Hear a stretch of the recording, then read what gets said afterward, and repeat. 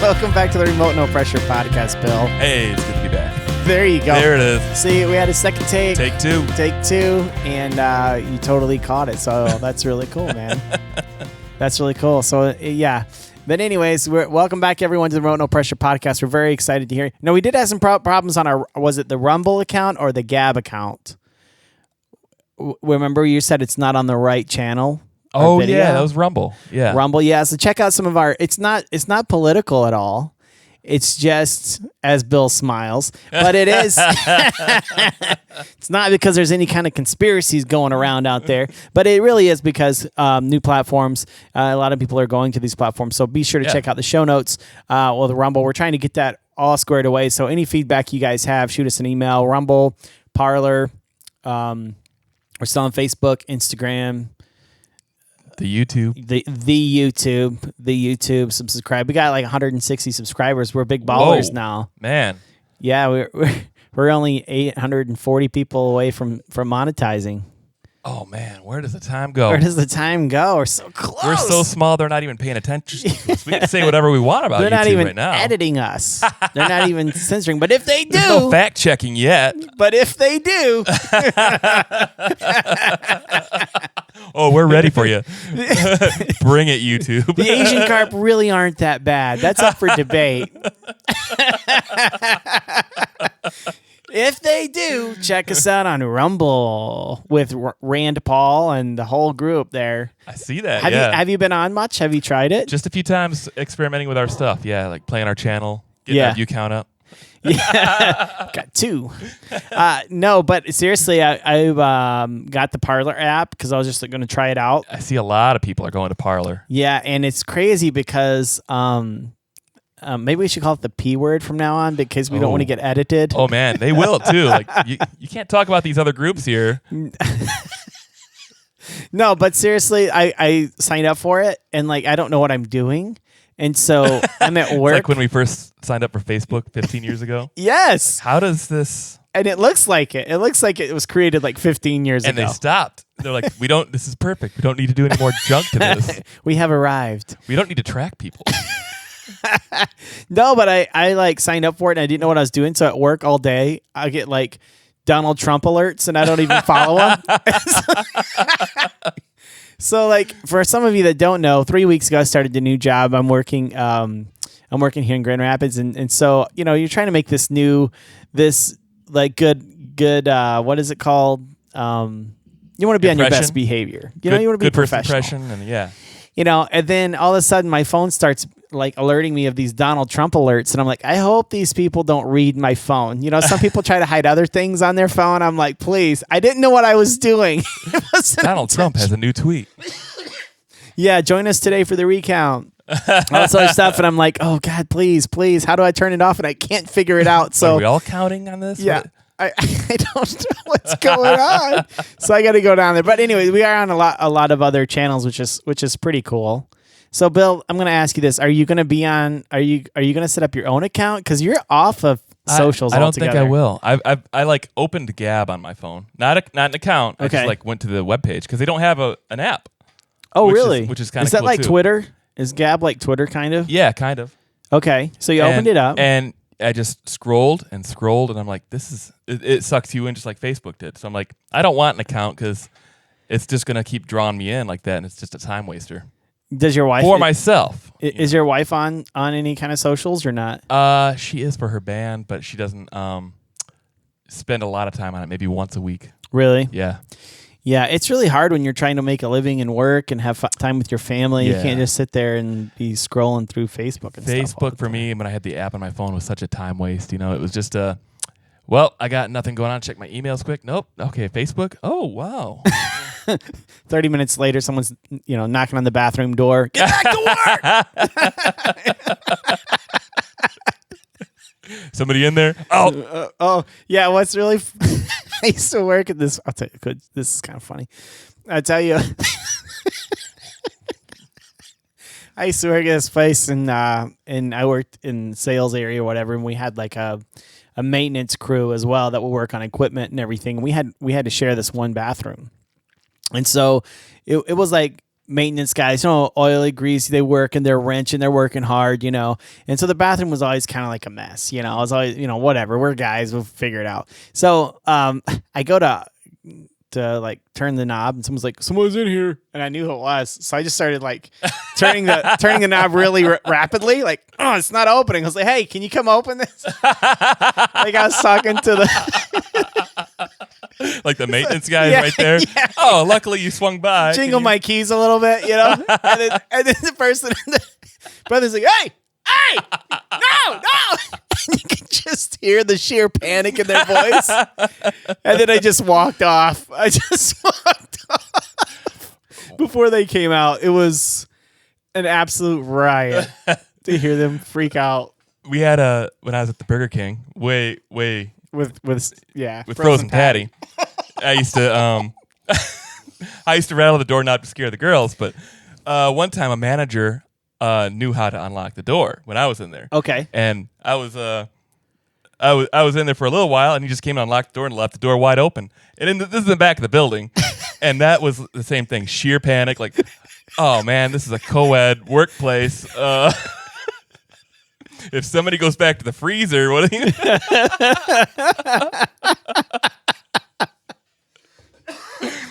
Yeah, I've told this story. Yeah, we all have those bathroom stories that are funny. But if you do not turn the knob, I don't care where you're at. Maybe you're at Walmart or something like that, and they're like, someone's in here. Just kind of like, even the stall, just kind of shake it a little bit just to see.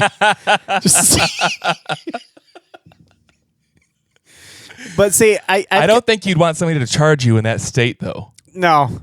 Well, even with me, I can't hardly run because of my hip stuff.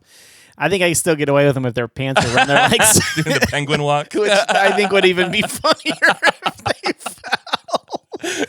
God, we are awful human beings, Bill. You in particular are an awful human. I'm just kidding. When do you come up with these ideas, Bill? No, just kidding. Oh, this week on In Other News.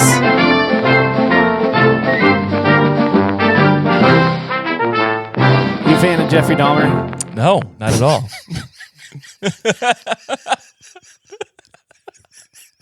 Have you ever gotten a yes out of that question?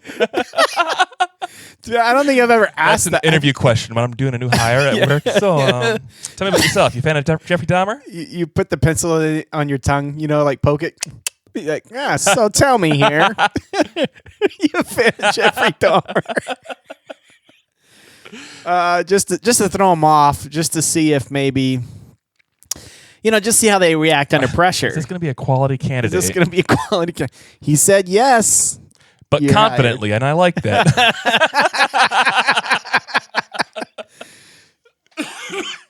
We're going to put this link up here. It's actually from Fox News. Oh. Home of fair and balanced news. I like how we both started laughing after that one. Grow your own human steaks meal kit is not technically cannibalism, makers say. They're saying you are what you eat may soon be a lot more literal. A DIY meal kit for growing steaks made from human cells was recently nominated for Design of the Year by London-based Design Museum. Named the Ouroboros steak after the circular symbol of the snake eating itself tail first, the hypothetical kit would come with everything one needs to use their own cells to grow miniature human meat steaks. People think that eating oneself is cannibalism, which technically this is not, Grace Knight, one of the designers, told Design magazine.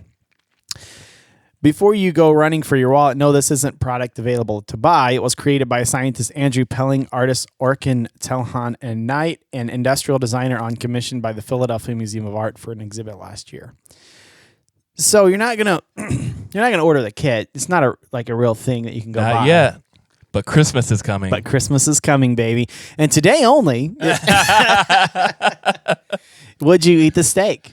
I don't think I would. Would you? No way. I don't think I could. My son Reagan harvested his first rabbit a couple weeks ago. Yep. And we cleaned it and cooked it, and it's been since I was his age, probably since I ate rabbit. We, in East Texas, we ate squirrels and rabbits. Not a big deal. And but it's been 30 years since I've eaten a rabbit. So here I am. I clean it, get it all ready, soak it in buttermilk, kind of get the gamey taste out of it, and then we fry it up. And technically it's delicious, but I can't get out of my head that it was a rabbit that I cleaned up. Like, I know there's a lot of hunters out there. Okay, this is why I fly fish, and if you want to clean your deer, I think it's awesome, whatever. It's just not my thing. So I couldn't get over that. Now, I don't know if I could get over a human steak. Well, you're not having to clean it because it's just it's just growing the steak. It's not growing, the body around the steak. So I mean, technically, you wouldn't have to do any gutting or it'd be fine. You just pull it out of the petri dish and pop it in your mouth. Do you use steak sauce or not? I usually just like some salt. Just some salt. Yep. What kind of steak? What cut do you like? Well, I'm Dutch, so I'm the cheap guy. So sirloin right now. But are you really Dutch? Yeah. My great grandmother was off the boat. Are you serious right now? Yeah. Because I've said some. I know you have. No, it's funny because the first time I moved to West Michigan in church, I think I've told you this. The guy is like, "You is a Dutch," and I'm like, "No, I'm white. I'm just white. I don't know what I am from Texas." He goes, "Well, you ain't Dutch. You ain't much." Yep. And I was like, "That's really rude." We were in church. You're telling me I'm nothing. But now I know. Telling me that I'm not much. But now that I've been in this community for a while, he was probably just joking. Yes. He's like an older Dutch guy, and he's probably proud of his heritage, or maybe he was just racist. I don't know. But little from column A, little from column B. Well, I try to be positive, think positive about it, Maybe he's just joking. I just tell myself he's just joking. He's just kidding. Yeah. Oh my gosh. Well, today on the Remote No Pressure podcast, I'm very excited to have an old friend of ours from even last season, Mr. Artist, John Piacquadio. We do have, before we go, we do have CDs for sale, our pre-sales up, available on our website at remotenopressure.com.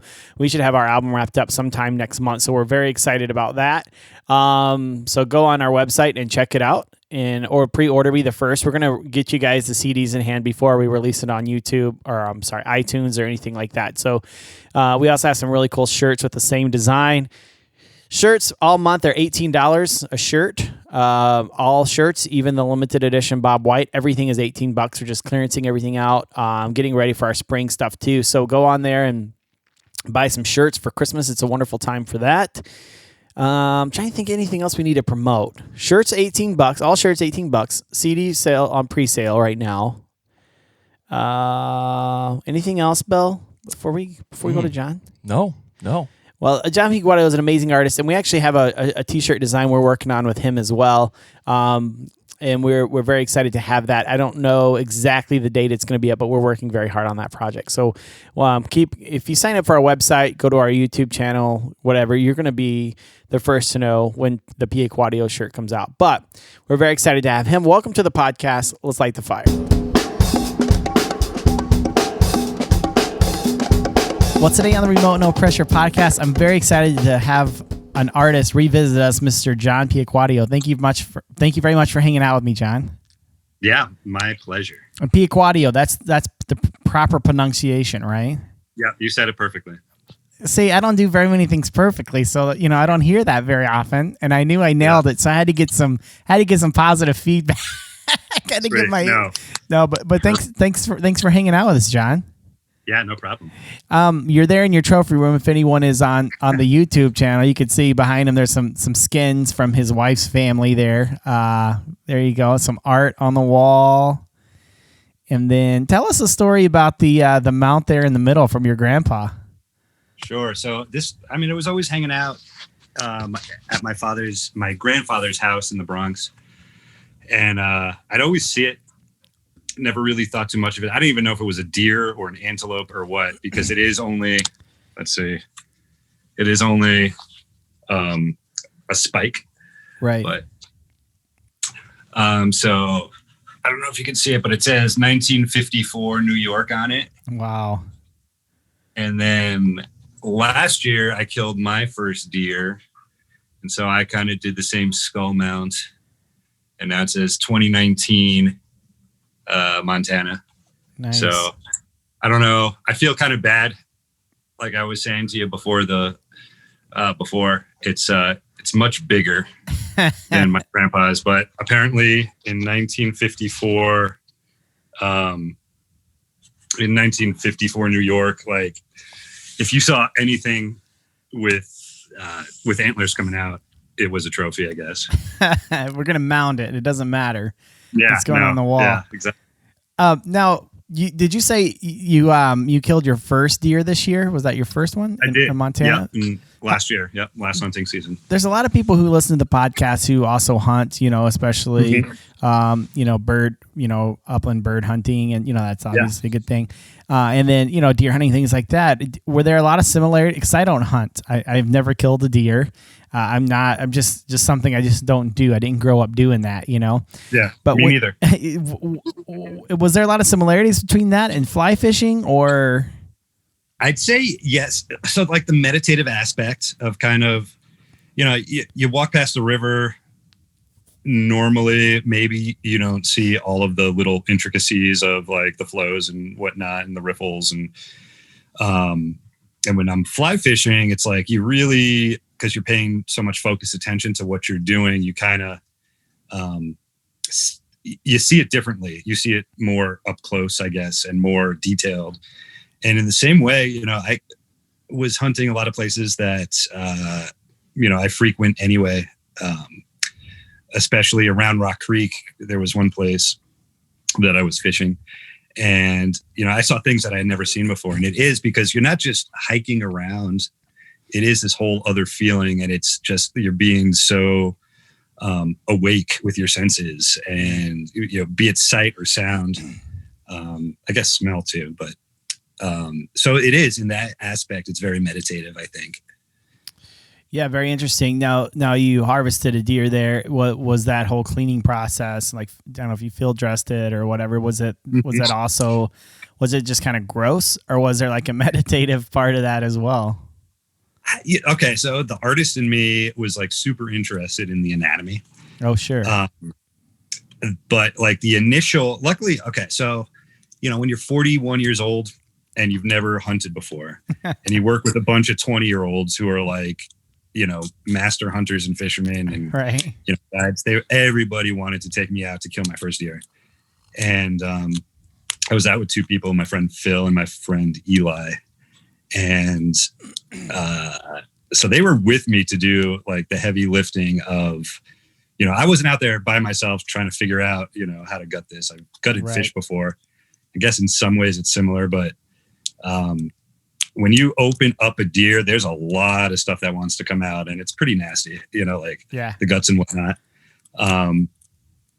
And so that was like the disgusting part.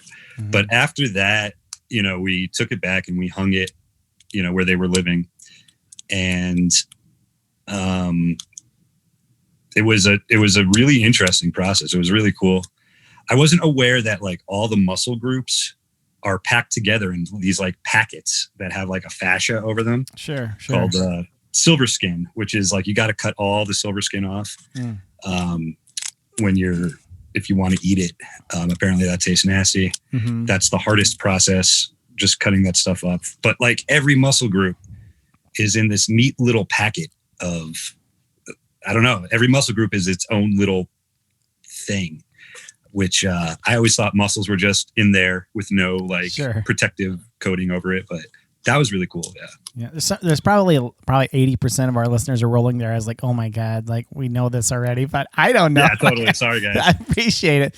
Now, did you grow up in New York City? Then did you grow up there in the Bronx? Yeah, I grew up in the Bronx until I was about 13. And then we moved to Connecticut, which is where I kind of taught myself how to fly fish. Okay. Still not the best place to teach yourself how to fly fish. And, I tell everybody that I take out fishing too. It's like, on Rock Creek, you can catch a fish with 15 minutes of, instruction on how to cast and set the hook and whatnot. And I mean, there's times people on their first cast get into a fish and I'm like, you guys have no idea what this is. It literally took me a year in Connecticut to figure out to land my first fish. Oh, wow. And a lot of that was no YouTube, nobody that I knew fly fished. Yeah. So I learned from a book, and it was probably like a Tom Rosenbauer book or something like that. Sure. And, he's great and like one of the best, but still learning from a book, you don't really understand like a lot of the intricacies when you're not seeing it, live or, on video or something. So that took a long time to figure out. And then the fishing in Connecticut is, not Montana. So, right. Yeah. I've never fished Connecticut, but so I've heard it's not Montana or Wyoming, but there's only one Montana, right? There is only one Montana. Yeah. But not to put down Connecticut, it has like the Housatonic is a insane, it's like a really cool river. In Connecticut, and there's the Farmington, and there's a bunch of little, streams here and there. But yeah, it's not Montana. So you're an artist, and by the way, right now, if you go on our website, remotenopressure.com, you and I did a shirt collaboration, and a portion of those shirts, we license the art from you, John. So whenever you guys go online, we have a brook trout in that we put on the back of a shirt. That's really cool, John. But what I wanted to say, first of all, I was extremely humbled when you sent me the original of that brook trout. I mean, that was just a very humbling thing to me. It's probably one of the coolest things I own, and I'm not exaggerating. But I will tell you this, looking at this painting and holding it in my hand and the size and everything, it was nothing like it looked on Instagram. I mean, Instagram, obviously it looked like it, but it's almost like those pictures, they don't have the life that the actual painting does when you see it in real life. There's some people that they'll put up pictures on Instagram, and I think the art, like the picture on Instagram is better than, the actual piece. Mm-hmm. But, and I say this humbly, like I'm always frustrated with like taking pictures of my art. It gives you the idea of what it is, but like the actual piece, like you said, I think it has a little bit more life to it when you see it in real life. What totally got you? And I think we've talked about this because you were on, I think it was last season you were on, and we talked a little bit about this, but how did you end up focusing in on fly fishing as your medium? As your work? Mm-hmm. It's kind of funny because, I went to school for art and religious studies undergrad, and was always doing art. And it was really kind of prepping you for the modern art world. And I was a little off. Wasn't on medication, and I was still not sober. So like those two things, I feel like I was doing really weird stuff, weird sculptural stuff, lots of like baby doll parts and like weird religious imagery and a lot of duct tape, weird things. And I don't know. I felt like I was always trying to just be supremely unique, because I feel like that first and foremost, that's what your pursuit is in kind of like that modern contemporary New York scene. And, you're reaching and you're striving, and you're not really, you're not doing what is, what you really should be doing, I guess, which is like whatever you're passionate about, and not trying to be somebody else. And eventually it must've been almost 10 years ago, I'm tying some flies, and I'm like, man,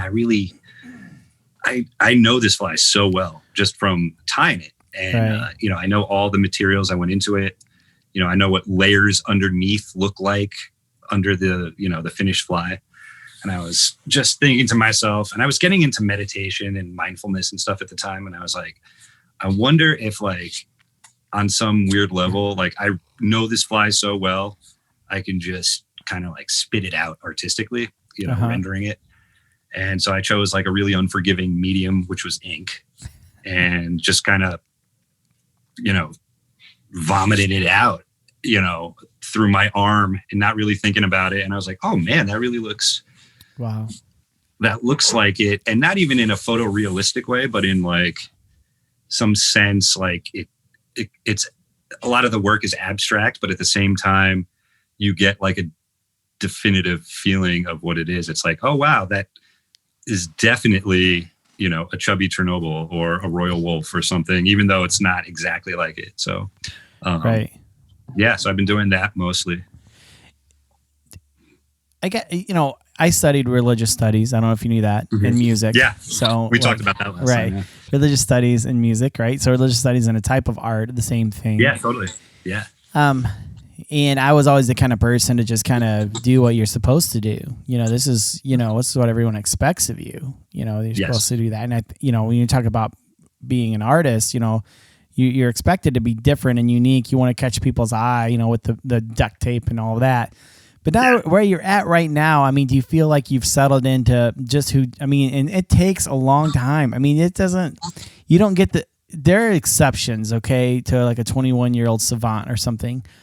But really, it's almost like, I know with music anyways, you're more true to yourself the older that you get because you don't really give a crap as much anymore. 100%. Do you feel that way? I 100% agree with that. And even, painting fly fishing flies was that's unique in a way that there's not a ton of people doing it. But at the same time, I was thinking I'm not, what would my contemporary modern artist friends in New York think of this? And you kind of don't give a shit anymore after a while, as you get comfortable with yourself, and the pretentiousness kind of falls to the wayside, and you're just doing what you want to do because it's it's your life, and who knows how much time you have left and stuff like that. So you might as well do what you want to do. And I think that comes out in people's art, whether it's music or art or, whatever, visual art. It comes through the work that this is something, whatever you're, working on or whatever the theme of what you're doing is. You're passionate about this, and we can see that you're what you're working on really well, and you have a special relationship with it. And that comes through. And I think, that's why this work is more successful than when I was making, baby doll heads on crucifixes with, whatever. Right. Why do you, this is kind of off the fly fishing topic, but why do you think religion and art go so well together? Why do you think that there's such an attraction between the two? But there's also this dissonance as well, Mm-hmm. Historically, art was always, coming out of some weird spiritual thing. If you go back to cave paintings and whatnot, people believe that it was, shamanic rituals and, visions that, though they might not have had an organized religion, it was still, their spiritual rituals that they were recording. So you go all the way back. And then, if you take an art history class and you get into, the Byzantine and then everything up until, through the 1800s, it's all religious art, Yeah. And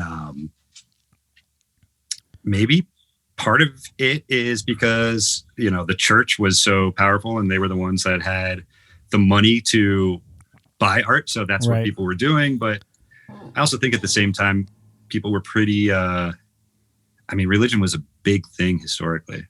But on another sense of the idea of everything is that I feel people, there's a definite connection. It's a spiritual process. And I'm sure playing guitar for you is not church, or religion, but it's definitely a spiritual thing. Sure. That, and I think it has to do with the creative process. The creative process is spiritual. Right. There's nothing that you're really following. And especially when you get to the point that you're doing what is true to you, you're kind of, speaking or depicting truth in some way. Mm-hmm. And I think somewhere in there, that's why there's that connection. Yeah. I agree. I think too, and I don't know about you, John, I don't want to put words in your mouth, but I know a lot of artists are seekers. We're seeking something, and I think a lot of fly anglers are the same way. It's a meditative group. It seems like, Totally. I've never been in someone's house and they had a Rapala painting on their wall, And I mean, I'll be the first one to break out a Rapala every once in a while, but I don't go into people's houses and see a Rapala or like a worm or a Carolina rig, you know what I mean, on their wall. But you put up a fly, it's like, hell yeah, like that's awesome. I love that. It's so artistic, because it's a different thing. It's a different thing. It is, and I don't know what it is, and I'm not, I'm like you, like maybe once a year I'll spin fish or throw bait or whatever. And now, like, because I fly fish almost uniquely, I like solely fly fish. When I go do those other things, they're like really special and different to me. Yeah. And maybe for other people, it's traditionally the opposite, where it's like, oh wow, this fly fishing thing is so, I don't know, something. It's special. But I don't know why. I don't know. The flies are just beautiful, right. Objectively. It's not an opinion. They're all like individually made and tied. It's not like it's put in a mold and spat out in some factory. Right. Most of the materials used for fly tying, they're natural materials that came from live animals somewhere. And I don't know. It's a good question. I don't really know why flies are more pretty in art for hanging on walls than Rapalas, but it's just weird. I'm obviously in a lot of fly tying forums, and by the way, I'm the worst fly tyer in the world. But I go to these forums, and you look at stuff, and you're like, oh, that's cool, and then you see something like, we do a lot of mousing in Michigan. I don't know if you guys do that in Montana and stuff, but there's like mousing is getting more and more popular, and they'll have these very like articulate things. And I'm like, at what point does the fly become a lure? Because it looks like a lure, It's funny because that came up yesterday, I think, too, because like we're throwing these, like there were these just giant articulated, weighted, super heavy streamers. That we've been throwing, and it's like I can throw this with a spin rod and probably get it just as far as I can with a fly rod. It's like, right. why are we doing this? And then what was the other thing? Somebody gave me a Tommy Lynch's Drunk and Disorderly streamer, and I took it out with some guests, and I threw it out, and then I was stripping it in, and I was like, I mean, it moves so well. And I was like, this is like a jointed Rapala. Like the way it's swimming through the water, it's like, it's so perfect. It's like a lure. And I don't know. Like we're getting pretty where the lines are being blurred in the fishing. And I don't know. The thing for me that's blown my mind this year are Perdigons. And I don't know how much you know about, the Spanish, nymphs that are weighted super heavy with tungsten. And they're like little bullets in the water. And there's like not a ton to them. And there's like no feathers and no fur, no dubbing even, it's just like thread and UV clear cure, That's crazy. A little bit of a tail. And I'm like, I hate this fly. And then this year we started fishing them. They're the best nymph you can ever use, ever. Really? And, again, we get into philosophical debates at work about it. And we're like, why is this working? Why is it working? Have the fish never seen it? Is that why it's working? Right, or is it like a super heavy tungsten that like gets it down really quick? But man, there's a lot of guides out here in Montana that on their dropper, that's all they've been having is Perdigons, off of a chubby or like, nymphing them straight. And dude, fish love them. It's sad, but I love them and I hate them. It's like a love-hate relationship. It's funny. Yeah. It's really funny too, like talking about religion, like a lot of times religion, they have their own terminology, their own words for things, and schlap and hackle, Yeah. or an intruder, or you said the drunken disorderly, or, there's like terms that we have inside of our community that are very sacred, even though I don't know, maybe I'm philosophizing. I don't know if philosophizing is a word, but like romanticizing, you know what I mean? But like we have our own lingo, we have our own stories. And I think too, the community that it brings in, like, you're at work and you're like talking about why this nymph is not acceptable, and it's like, there's scripture. Why is this, I used to think back, like the book of James was, in the Bible, was always something really hard for me to understand, because it seems like it was written completely different than the rest of the New Testament. It's like, why is this book here? So you have these same kind of conversations. Yeah. But I think it goes back to being seekers. I mean, if you take a look to, like, there's been a lot of people on the podcast that have overcome addictions. Like Kaz was an alcoholic, and he's been on a couple times. I love Kaz. He's an amazing fly guide up in northern Michigan. We've had several people though that have overcome addiction that were alcoholics, because or even drug addicts, things like that, and then where fly fishing has really helped them with recovery. And I think a lot of that too, self-medicating, because we're seekers. Things don't make sense, like why isn't this working? This is what I was told, and it seems like, I don't know, I don't know how, when I started this podcast, like I didn't know anyone who fly fished really. I knew a couple people.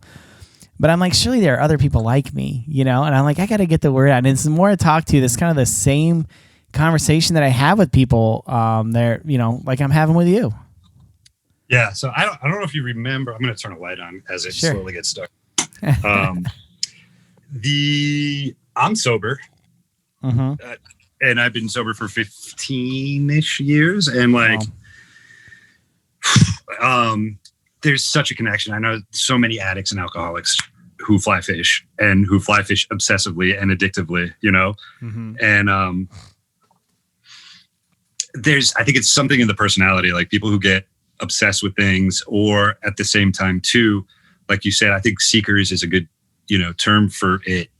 There's seekers, or there's people that might be at dis-ease in their own head, or just in regular life. But when you're fly fishing, I mean, it's so meditative. And I mean, that seems cliched at this point, like how many times we've said meditative, right. About fly fishing. But you got to pay attention to what's going on, and you're always doing something. You don't really have time for a beer while you're fly fishing, because, all your hands are doing something. Right. But at the same time too, if a fish, strikes, whether it be a dry fly or your bobber bobs or something, you have to react like instantaneously. Mm-hmm. And so if you're not focused in on what you're doing, you're not going to catch a fish. Mm-hmm. So it gets you out of your head and into the present moment of what you're doing, and in the meantime, you're standing in a river and you're listening to the same sound that, when I used to be a therapist, like that's what we would play in the waiting room, is a babbling river, to calm people down. So there's like a lot of therapeutic and meditative aspects that I think really help for people who can't shut off their head with anxiety or depression or whatever. So it gets you out of yourself and into, the present moment. What kind of therapist were you? What kind of therapy did you do? I worked with alcoholics and drug addicts who had brain injuries. Wow. So did that correlate? Did they usually have the brain injuries before they became addicts, or vice versa? Or? That's a good question. It went both ways. The people that I worked with, they, some people got their brain injuries from drug use and alcohol use. Other people, a lot of times what happens when you have a brain injury, you can become addicted more easily. Really? Part of it can be exposure to drugs that you never had before because of, maybe after your brain injury, you were in the hospital and then you were on opiates or something. Right. But also too, the frontal lobe gets pretty messed up in the majority of brain injuries. And that's your executive functioning area that tells you to, don't do this because it's bad for you. you have no stop mode in your head.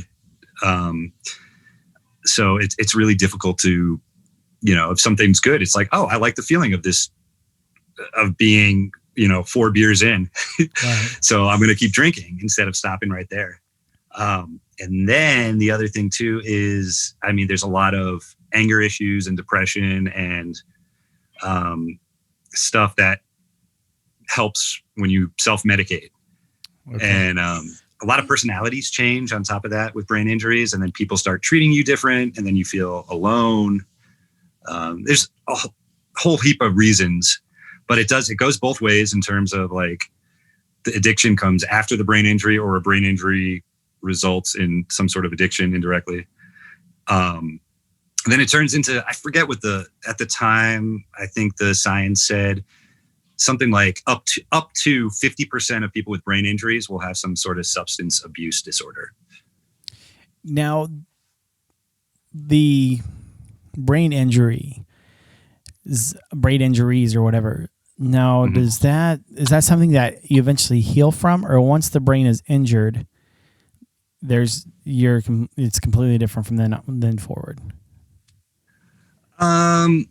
There's like initial healing from things if you especially if you're not using chemicals or drinking alcohol and you're doing what the doctor says and stuff like that. I think for most people, if it's serious enough, it's permanent. Like I said, there's some initial recovery, but after a year or two, what you see is what you get, and that's it. Again, this was, I don't know, 5 or 6 years ago when I got out of the field. So maybe there's new therapies and stuff that make people better. But at the time, that was definitely like, you get better initially, but then there's still lagging things that'll kind of always be there from the injury. Sure. Wow, man, that's wild. Do you ever miss being in that field, or are you pretty happy to be out of it? It's weird, man. It's weird because like so stressful working, especially with the demographic that I was working with as a therapist, and very little success in terms of like complete sobriety for the rest of their lives. I really like interacting with people and connecting with people. But I realized, as a guide, fly fishing guide, a lot of times I get into deep stuff with my people, and I don't know if it's because you're in the middle of doing something so amazing and therapeutic, people open up, but it's weird. I still feel like a therapist half the time I'm out there with people. But so I miss it. I do miss it. And maybe someday I'll go back to something, in the realm of it. But yeah, there's a lot of aspects of guiding and being on the river that are like being a therapist to people. So that's cool. I did a couple of times. I went to, what was the name of it? I went to a treatment center. A Jacob's Ladder is the name of the treatment center in West Virginia. Okay. They might have done a Netflix special on this treatment center, but I went there and I did a workshop that, I shared kind of my own experience with drugs and alcohol and my own recovery, and talked about, how integral fly fishing was to that recovery.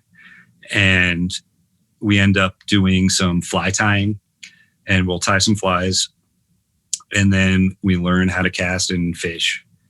And then we went out and we took those flies that we tied ourselves and fly fished. And it was a nice, I think it was like a 2-day workshop that I did with the clients at this place, Jacob's Ladder. And it was way more successful than I thought it would be. Wow. And therapeutic. So there is kind of like the combination that I've done of, the fly fishing with the drugs and alcohol therapy. So, I'd like to do that again someday, probably. Yeah, definitely an integrative thing. It seems like, that you can integrate the two fairly well. We had a guy on. I'm recycling some of my old guests because they're like, especially from season 1, because the audio really was bad because I didn't know what I was doing, but there are so many guests that were like, Bob White was one. He kicked off the season, Bob White was like the second person on my podcast. He didn't even know who it was. He's just like the nicest human being in the world, He's my guru. Like I don't know if I said this last time I was in there. Bob White is the reason that I became a guide and felt confident enough to be a professional artist, because I met him. When did I meet him? I think I met him at the, what's it called? The Great Waters Fly Fishing convention that they have I think it's in Blaine, Minnesota. And he was there, and he bought one of my first original paintings. Wow. And I was like, are you serious, Bob White? Like, you're going to buy this? And he talked to me and my wife at the time about, we were talking about me quitting being a therapist and travel to Mexico and just be an artist and stuff like that, and guide fly fishing. And he was like, John, you got to do it. And he's got a lovely wife, Lisa, who they're kind of like a combo deal. Right. And they're like, John, like guiding and art, like don't worry about your 401k, or your 9 to 5, like just jump in and do it. And my ex-wife and I, we did that, and we moved to Mexico, and then Mexico was wonderful. And then we were looking for a place to spend our summer, and we found the ranch at Rock Creek in Phillipsburg, Montana. And we were going to come here just for this summer, and we ended up never going back to Mexico. And she moved on, and I can't quit Montana. It's and I'm doing it, and a little by little, more successfully. And he was the inspiration, and maybe once a year we talk, or we'll talk or direct message each other. And I tell him every single time, I'm like, dude, you have no idea. Like, I would not be doing this if it wasn't for you. Like, you are the person who is like the artist, fly fisherman, guide, guru. So so Bob White, sorry, I took you off topic, but it's easy with Bob White. Did you read his essay Epiphany?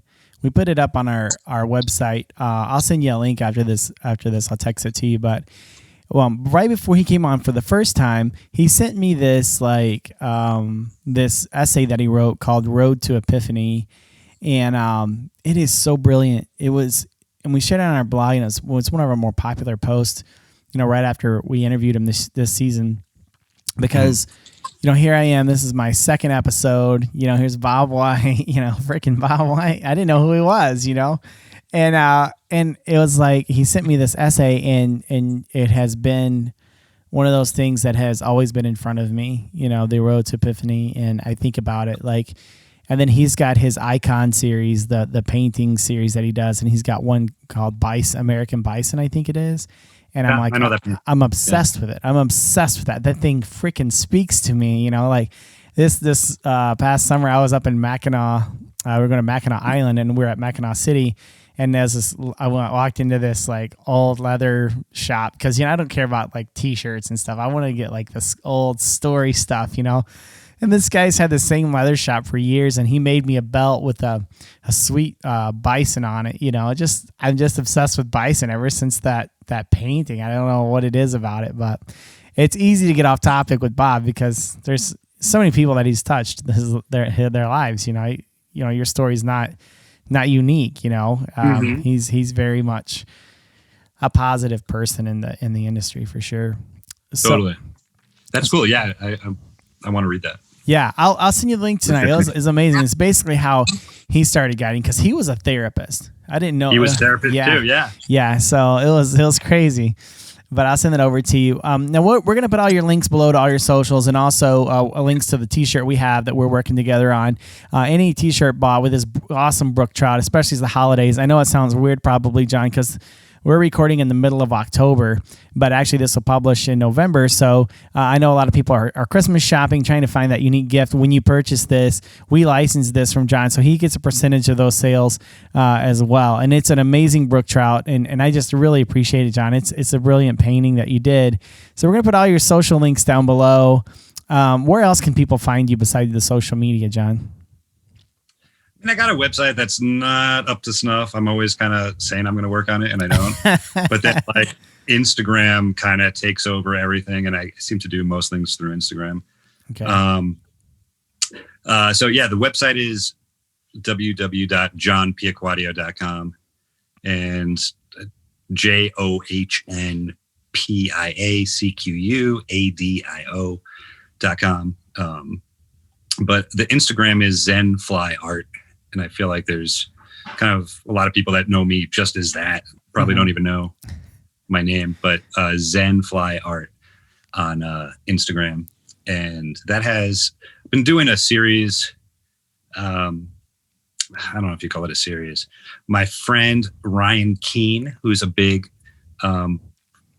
fly fishing artist, does a lot of work that's, I don't know if his stuff is on Sims apparel, but he's pretty big time, and one of my favorite artists out there. He was doing this 365 days of doing some piece of art or sketch or something.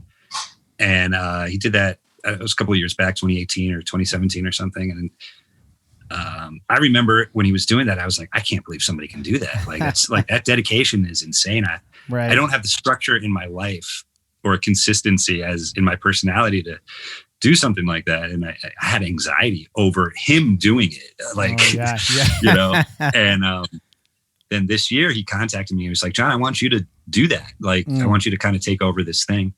And I think it was what is it? Hashtag 365 days of fish or something like that. And so I did it. I've been doing it. And I'm probably a few days behind or a few weeks behind, and I don't know where those days, like where those slip through, but I don't know. I'm on like day 250 or something. And we're definitely past day 250 of the 365 years of 2020. Yeah.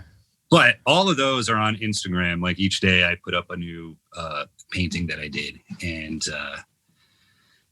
it's a lot. It's been very educational. In terms of, what's cool with Instagram, you can scroll through and you can see kind of like the evolution of like when you work at something every day and put the hours in. I feel like a lot of the work has gotten better, but it's not even a better thing. It's just changed over time. And I've gone through like different phases over different months. And like the brook trout, that was like, all of a sudden I was doing like these ink washes as like a base behind the trout or the fly. And I don't even know where that came from, but they looked cool. And so, that's what that trout is on the t-shirt that you're selling. Yeah. But now it's like, I'm doing something else and it's all about flies and fly fishing. But I feel like I'm in a PhD program by myself, just wild. Like doing this. It's been really cool. Kind of grueling, but really cool. Yeah. It's like buddy of mine, he's been nominated for Grammys and all that. And people ask him, how do you write such great songs? He's like, write about 1,000 really bad ones and one will come out good, and it's that discipline and that practice of showing up every day, to the easel or to the writing room, showing up every day and doing that. So. Yeah. And it's fun, they talk about, 10,000 hours to become, a professional at something or, I don't know, whatever, but, it's so true. It's really weird. Like the more time you put in on something, even if you are not consciously like, oh, I'm going to learn, if you're just freaking doodling, it's, you just put in the hours and naturally things unfold, I guess. And, you just naturally get better at things. It's weird. Well, I know you're working on that. Are you working on anything else right now? Or you have anything that's coming out soon that you're really excited about, John? I do commissions. People contact me, and because I do mostly flies, especially when I'm guiding to, if some kid catches his first fish on a particular fly, I'll cut that fly off and then mount it with a painting of it.